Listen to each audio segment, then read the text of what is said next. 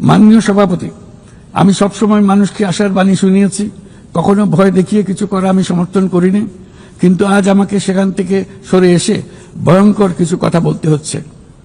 আজ আমি সতর্ক করছি, চরম জাতীয়তাবাদ, অন্যের ক্ষতি হয় এমন ভূ রাজনীতি এবং অন্যের দুর্ভোগ ও পীড়নের প্রতি ওদাসীন্য বহু দশকের পরিশ্রমে আমরা যে অগ্রগতি অর্জন করেছি তা ধ্বংস করে দিচ্ছে।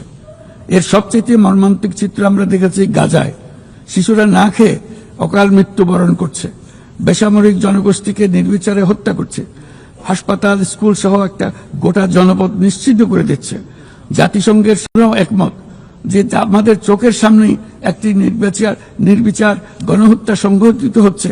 আমাদের দুর্ভাগ্য যে মানব জাতির পক্ষ থেকে এর অবসানে আমরা সর্বোচ্চ চেষ্টা করছি না এখনো। এই অবস্থা চলতে থাকলে ভবিষ্যৎ প্রজন্ম ও ইতিহাস আমাদেরকে ক্ষমা করবে না।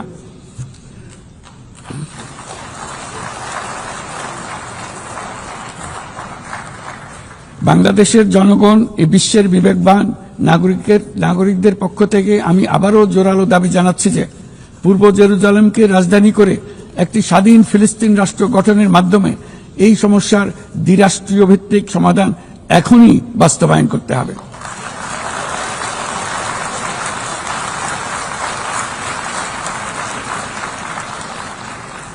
শুধুমাত্র 1967 সালের পূর্বের সীমারেখার ভিত্তিতে যেখানে ইসরায়েল ও ফিলিস্তিনের শান্তিপূর্ণ সহাবস্থানে থাকবে তখনই ন্যায় বিচার সম্পূর্ণভাবে কার্যকর। মাননীয় সভাপতি, বাংলাদেশে আমরা বিশ্বাস করি যে আমাদের একটি শান্তির সংস্কৃতি আমরা গড়ে তুলব, যেখানে সর্বস্তরের সহনশীলতা, অহিংসা, সংলাপ ও সহযোগিতার মূল্যবোধ প্রতিষ্ঠিত করা হবে।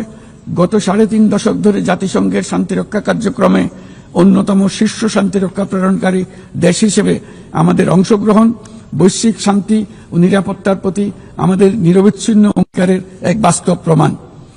এমনকি এই মুহূর্তে প্রায় 6000 বাংলাদেশি শান্তিরক্ষী বাহিনী বিশ্বের সবচেয়ে সংঘাতপূর্ণ অঞ্চলগুলোতে জাতিসংঘের আওতায় দায়িত্ব পালন করছে।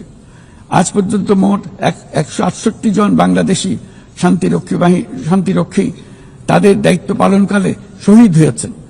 একাধিক গবেষণায় একথা বারবার প্রমাণিত হয়েছে। জাতিসংঘের শান্তিরক্ষা কার্যক্রম অন্য যে কোনো একপাক্ষিক শান্তিরক্ষা উদ্যোগের তুলনায় অধিক টেকসই এবং কার্যকর। তাই বিশ্বের শান্তিরক্ষাকারী এই কার্যক্রমের ধারাবাহিকতা ও কার্যকারিতা রক্ষায় আমরা জাতিসংঘের শান্তিরক্ষা অভিযানের জন্য স্পষ্ট ও বাস্তবসম্মত ম্যান্ডেট এবং পর্যাপ্ত বাজেট বরাদ্দের দাবি জানাচ্ছি। শান্তিরক্ষীদের নিরাপত্তা এবং তাদের বিরুদ্ধে সংঘটিত অপরাধের জবাবদিহিতা নিশ্চিত করাও সর্বোচ্চ গুরুত্বের সঙ্গে বিবেচনা করা উচিত। দেশে এবং আন্তর্জাতিক পরিসরে বহু ভাষিকতাকে বাংলাদেশ সক্রিয়ভাবে উৎসাহিত করে, কারণ আমরা বিশ্বাস করি যে ভাষাগত ও সাংস্কৃতিক বৈচিত্র্য পারস্পরিক বোঝাপড়াকে আরো গভীর করে।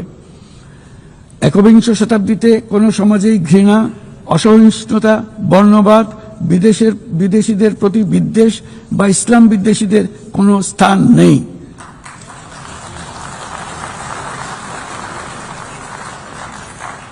অথচ বর্তমানে বিভ্রান্তিমূলক প্রচারণা, ঘৃণাত্মক বক্তব্য গুরুতর উদ্বেগের বিষয় হয়ে দাঁড়িয়েছে।